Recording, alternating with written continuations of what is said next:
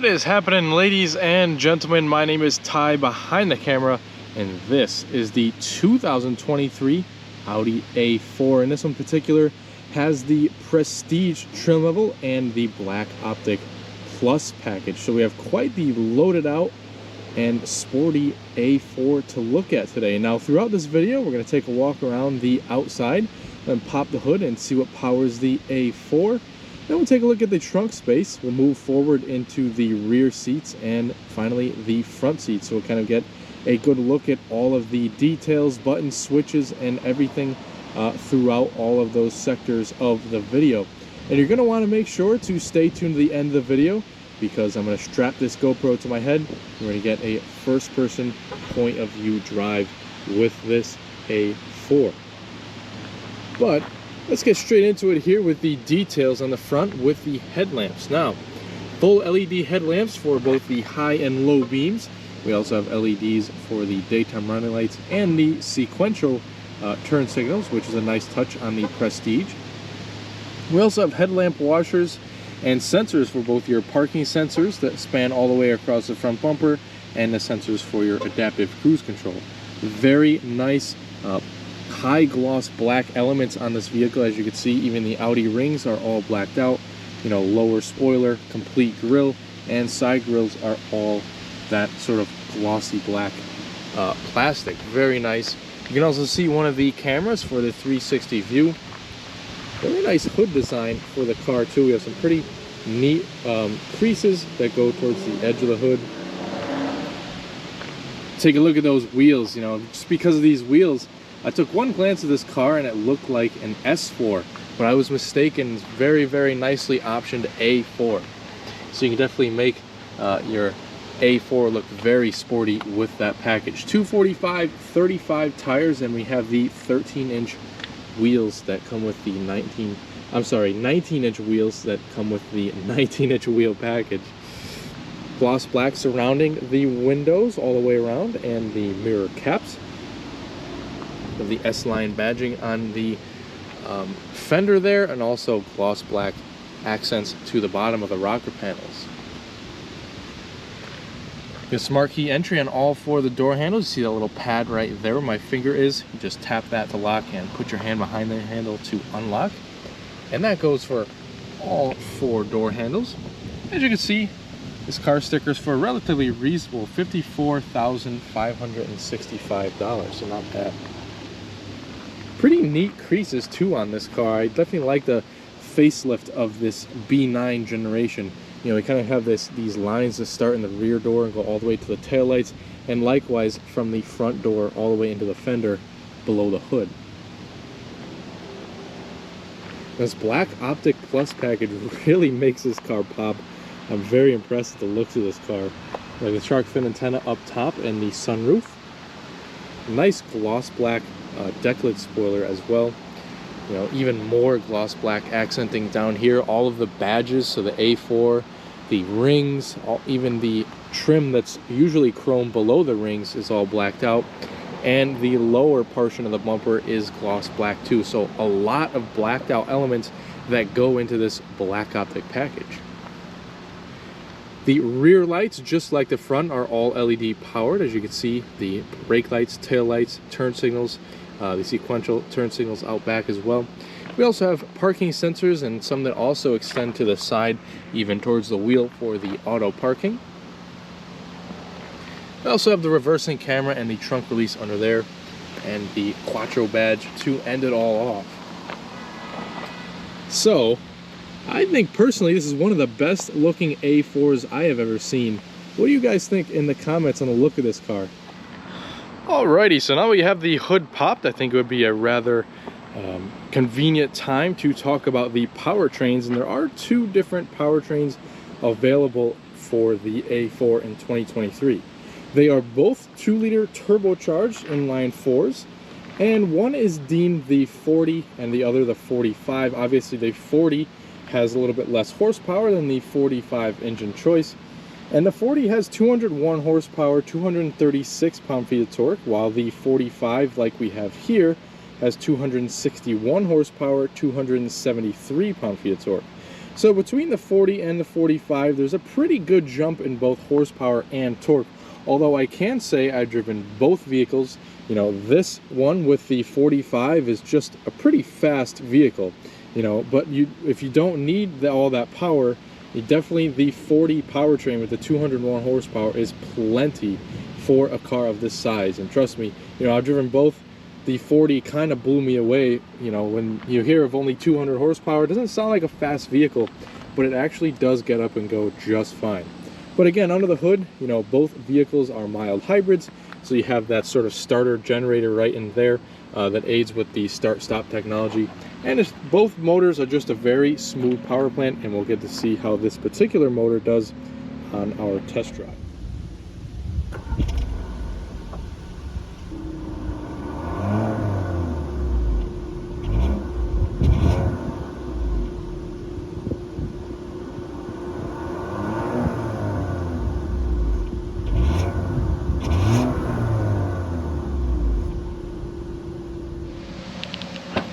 And I think out back with the trunk popped is a pretty convenient time to talk about storage space. So once you pop the hood on the A4, there's actually a pretty good amount of space back here. So the one thing with the sedans is the opening's a bit smaller, but usually once you get inside the trunk, there's a really good amount of space back here, and that stays true with the A4s. You even have little extensions off to either side with the little netting that you can extend. You have cargo tie downs in all four corners of the trunk, and you even have grocery bag hangers coming from the top, which is pretty neat. We move these mats back, we can lift up the floor and see that we have a spare tire and a 12-volt power outlet back here, so that's pretty neat. Close the trunk, you have two different options, one over here, and you can just shut it right on down. And at this point, you can hop in the rear seat and see what that looks like.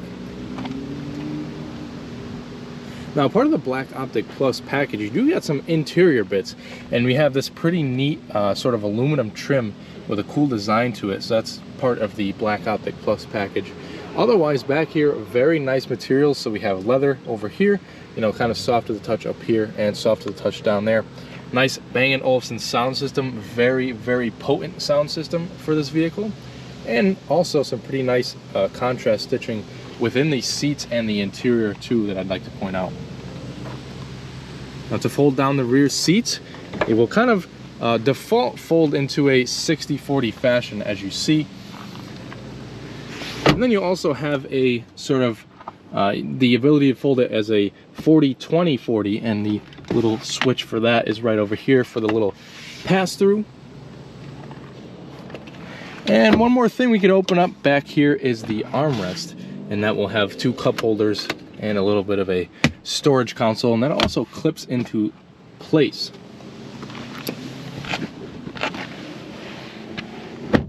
Hopping into the rear of the A4, it's actually a pretty comfortable seating position back here.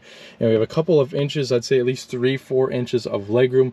I am at 5'10", so just to give you that reference. There's mat pockets on the back of each seat, and you also have your own climate control, so your own temperature for the climate, as well as the heated rear seats. Also USBs and a 12-volt power outlet for charging.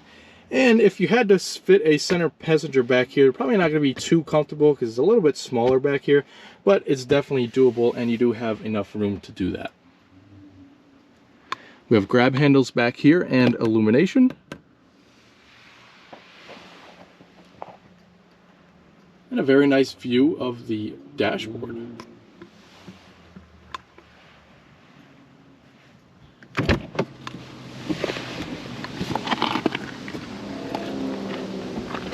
Extremely solid doors on this A4 as well. And now we can take a look at the business end. Up here we have generally the same design but some more buttons. So we have the memory seat for the driver, more of that nice aluminum trim. We have powered rear child locks for the rear doors, as well as all of your switches are one touch up and down. Power folding and heated mirrors up front here, and also the ability to pop the trunk. Have some more speakers on the driver's door and some more storage, and same materials as out back. Have the nice S sill tray right there, as well as the hood release over here. Nice pedals.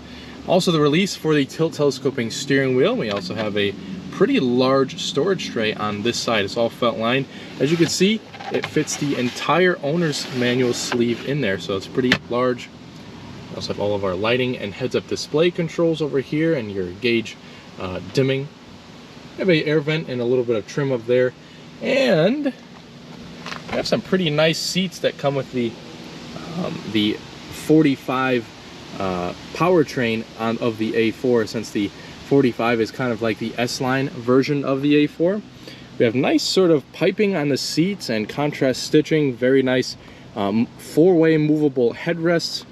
You can also adjust the thigh support with a little lever under here, and a four-way lumbar for your powered seats. So very movable seats. It seems like the only option this vehicle doesn't have is the warm weather package, which adds cooled seats. All right, so here's the key for the A4, very typical Audi key fob. We have the lock, unlock, trunk release, panic alarm. And we also have two little buttons to either side, one here and one here that you could pinch, and a physical key will slide out, and then you get a pretty cool design on the back of the key fob too. Audi gives you a little slot here to put your key while you're driving, and the push button start is located right down here.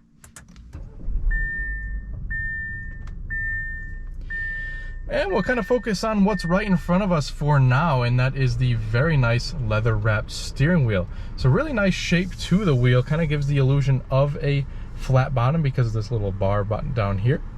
It is heated, and we have all the controls over here for the virtual cockpit, as well as all of your media controls such as Bluetooth telephone, your voice commands, skipping, and radio volume right there.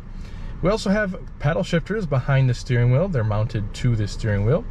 And if we turn the wheel, we have a couple of stalks, one for your automatic high beams, your turn signals, and also a button at the end to quickly turn off your lane keep assist. And then also this lower stalk for the adaptive cruise control. And we have the other one to the other side for the wipers, of course. We can take a look at the virtual cockpit, so pay attention to the buttons that I'm using over here to configure the screen. So this is kind of a vehicle information screen where we could scroll down and get various information such as your real-time or average miles per gallon, short and long-term memory for the trip computers, as well as an energy consumption screen and driver's assistance screen, as well as the ability to read traffic signs. At any point during any one of these menus, you can press the view button, and what's in the center gets a little bit larger. So as you can see, pretty neat there. We'll kind of leave it up on the driver's assistance screen for the test drive so we can see what the lane keep assist looks like. You can also go back and forth between your radio stations, a phone screen, and the full screen map, which is pretty neat. And again, at any time, you could just kind of make the what's in the center a little bit larger or smaller if you'd like. Due to this being a Prestige, we have the heads-up display. I'm not quite sure if you could see it, but it's right about there. It'll display things like traffic signs and your current speed, as well as driver's assistance things and navigation controls as well. A couple more Bang & Olufsen speakers up top, and that brings me down to our main infotainment screen. Very easy to get used to. Touchscreen, you have shortcuts on this side, and we can also swipe from the top to get different sound settings and things like that for the Bang & Olufsen sound. Very customizable sound too, and again, as I said before, very potent sound system for this car.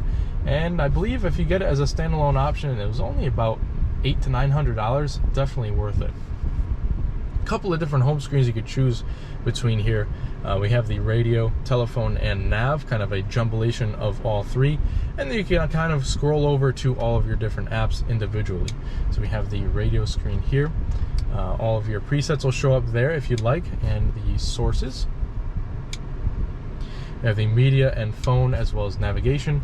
So there we have the map, and then also we can input the destination with that little button there. We have phone apps, that's to the Apple CarPlay, Android Auto, as well as the vehicle screen. You can pull up our drive select, which we have 4 different modes, as you can see, and individually you can configure a few different things.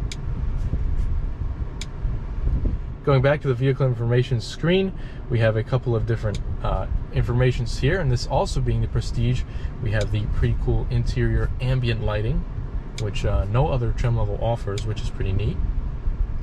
We have driver's assistance functions. We could turn various things on and off if you like. Lots of driver's assistance on this vehicle.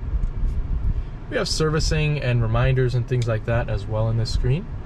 We have the system settings. You can also access the brightnesses of the displays and kind of configure the heads-up display as well. We have the sound settings like you saw earlier, connectivity settings, and various other things. Lots of customability in this screen.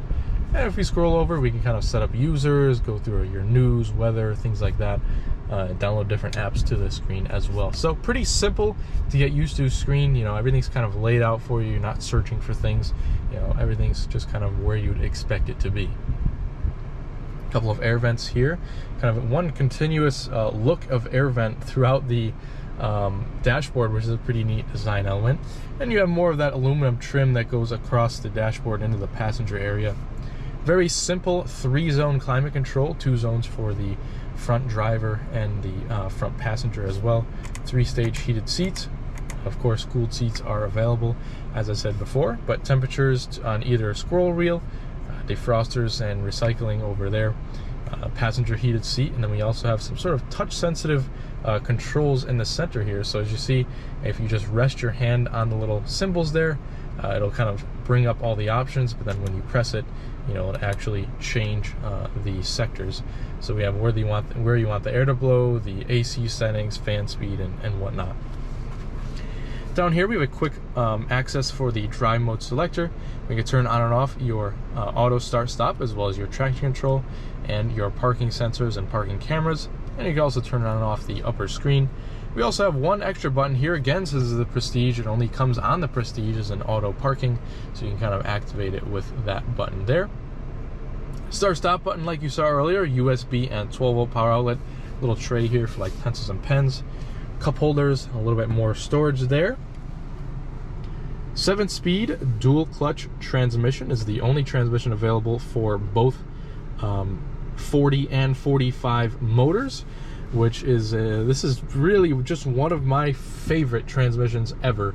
You know, can it be a little bit jerky at lower speeds? Yes. But once you're on the highway, once you're on the back roads, it knows exactly what gear you want to be in, and it does it lightning quick.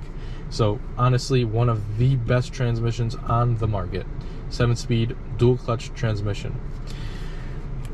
Go straight down into drive, and then you can also drop it back once more to put the transmission into a sport mode, or move it over into a manual mode, whatever you choose.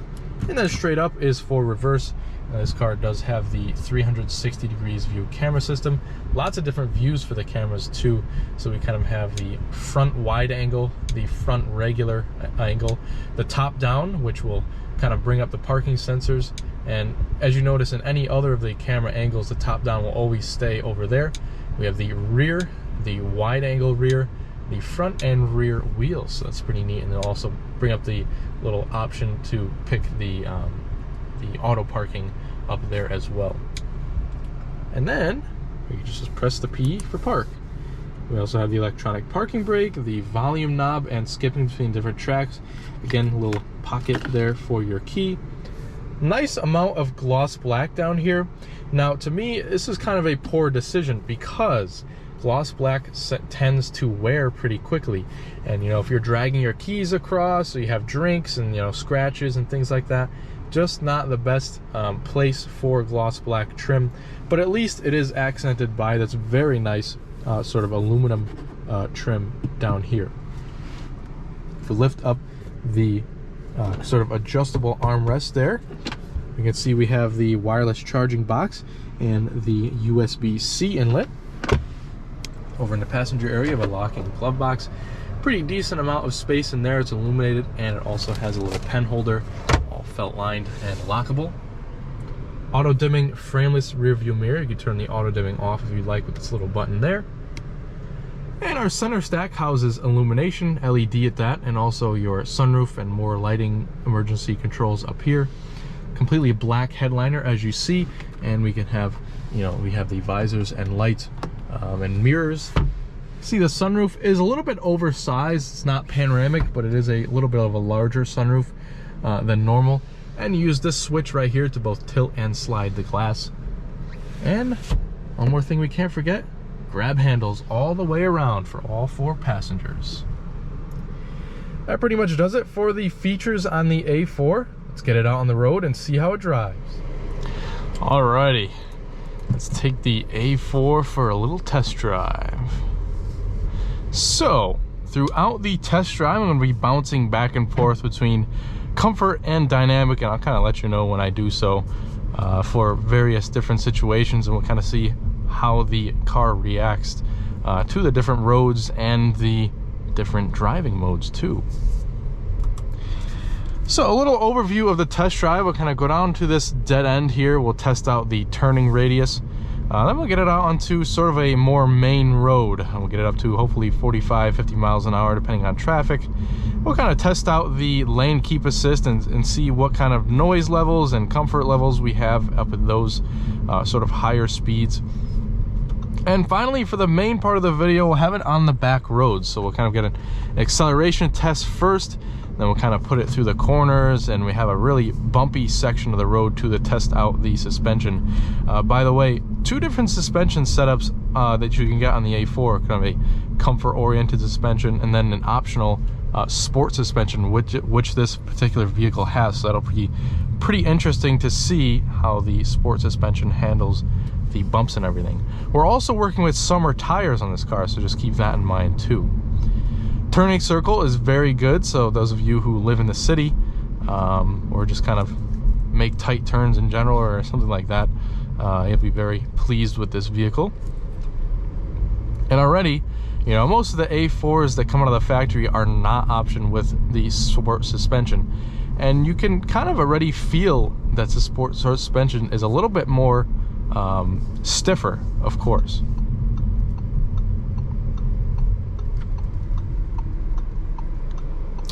Now we are working with a little bit of rush hour traffic, so just have to have a little bit of patience here with the traffic here.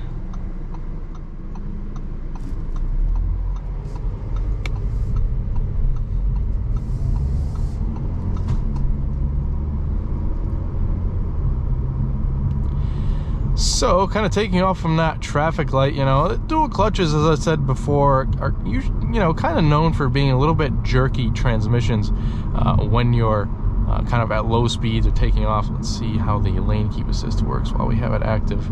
All right, so, you know, back to the lane keeping assist, you can kind of see over here, and I'm not sure if you could see at your angle with the heads-up display, but it'll display that sort of information from the lane keep assist and the traffic signs and the current speed, which is pretty neat. But the lane keep assist works very nicely, non-intrusive, sort of just gently steers you back into your lane without scaring you or making any sudden jolts or anything. Back to the transmission, you know, it's kind of a hit or miss if the transmission is going to be, you know, a little bit jerky upon takeoff, since you really don't have that torque converter to sort of gently ease you into the speed. You know, it kind of just sort of, I guess you could say, locks up and goes straight into gear and gets going. But that acceleration there was very nice, and from the update from the, you know, this generation of A4, you know, they definitely refined this transmission a lot, so it's definitely a lot better from that update the B9 generation has. Very smooth on the road. You know, again, this is kind of a smoother road. We have a little bit of road noise from the tires, but really no wind noise from the mirrors or anything else, which is very nice. Pretty comfortable at 45, 50 miles an hour too. So we're gonna drop it into dynamic mode. This is where we'll get a little bit of an acceleration test. So what I like to do is get it up to 25 miles an hour and kind of just mash the throttle, see what the transmission does, and see how fast we can get up to speed.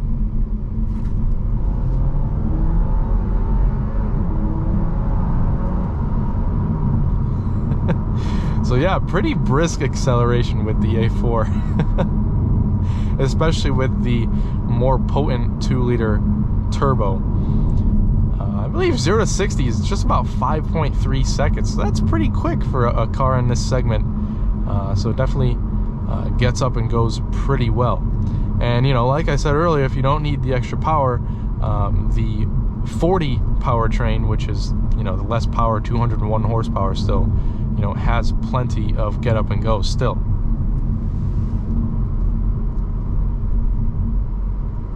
And again, I can't say enough good things about the dual clutch transmission.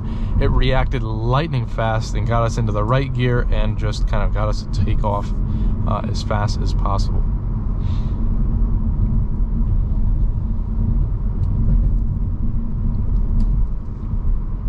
So having it in the dynamic mode still, you know, the steering light weightens up a little bit.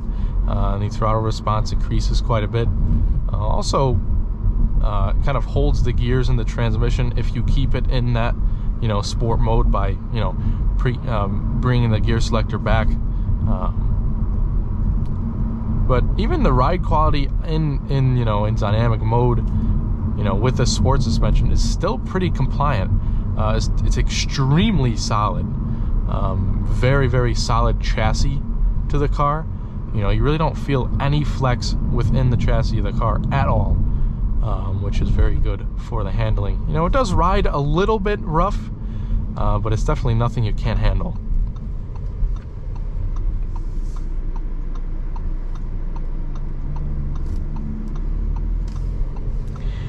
And this sport suspension will definitely be a little bit fun in the back roads in combination with this these summer tires. So we'll kind of get a little handling test here. We'll kind of take this turn a little bit faster than we should. Yeah, pretty impressive with the sport suspension, you know. Kept the car very flat and just kind of rotated through the corner very nicely. You know, really didn't feel any body roll at all, and usually we'll take that corner, you know, somewhere between 25 and 28 miles an hour. But, you know, with this car having the sport suspension and the the summer tires, you know, I took it a little bit quicker, and no drama, no problems, just really nice cornering. And that's pretty much the roughest section of the road. And I can't express to you guys how solid this car feels going over these bumps. You know, there's zero vibrations, zero rattles, you know, zero unpredictability with this car.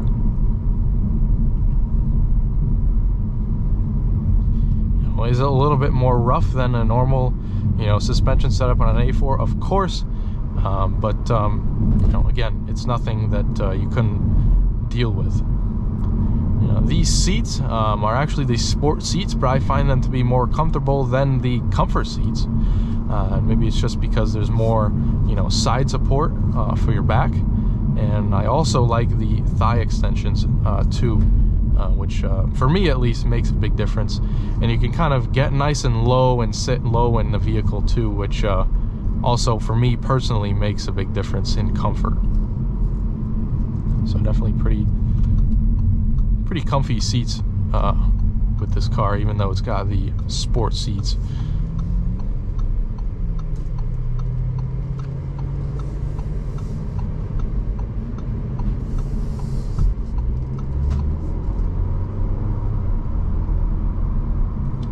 And you know, this 2-liter 4-cylinder actually does sound pretty good for a 4-cylinder. You know, there's not a whole lot of cars out there that have a 4-cylinder that actually sound good. This one is actually not too bad sounding when you get into the throttle a little bit.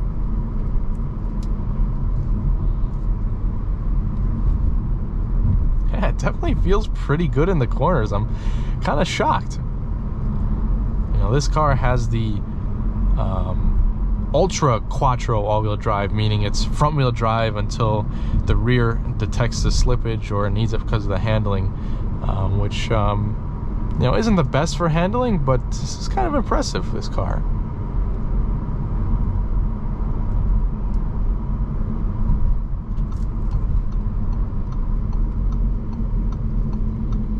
I'll kind of get one more half throttle acceleration going up this hill here.